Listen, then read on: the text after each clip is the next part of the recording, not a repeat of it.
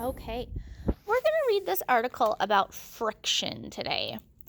All right, so you will need to make sure that you have a highlighter or something that you can use as a highlighter. I'm just going to use a yellow marker here.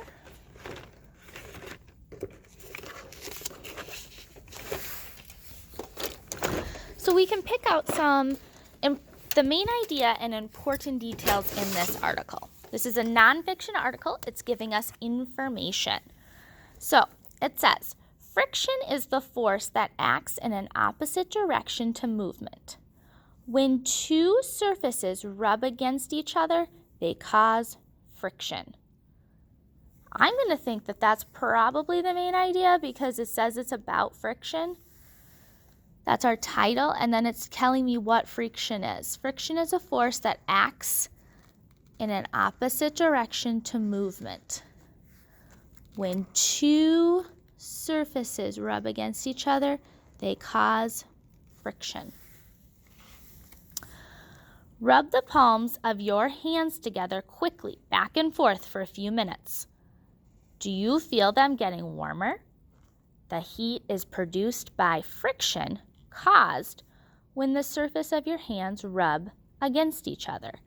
This is why you might see people rub their hands together when it's cold outside. By rubbing them together, we make friction and heat. So if the main idea is that friction is a force that acts in opposite direction to movement. So when two surfaces rub against each other, they cause friction. But what else does it cause?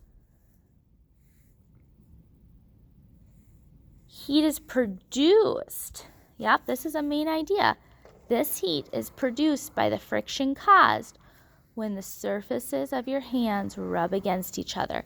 And that's the same for anything. When anything rubs against each other, it causes friction and heat. Okay, let's look at the next one. Friction can be a good thing, such as when you use your eraser to erase a mistake you made on a test, or when you are riding on your bike and you put on the brakes. The brakes press against the wheels and stop them from turning, causing friction. Friction is used in car brakes for making a fire, or even running down a hill.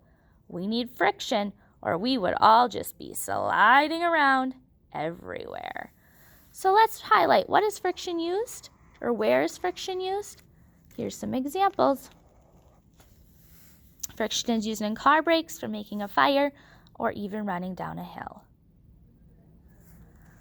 Okay, last paragraph says, sometimes we want to prevent friction so it is easier to move. Balls roll to help reduce friction and move easily. Oh, that sounds important. Balls roll to help reduce friction and move easily.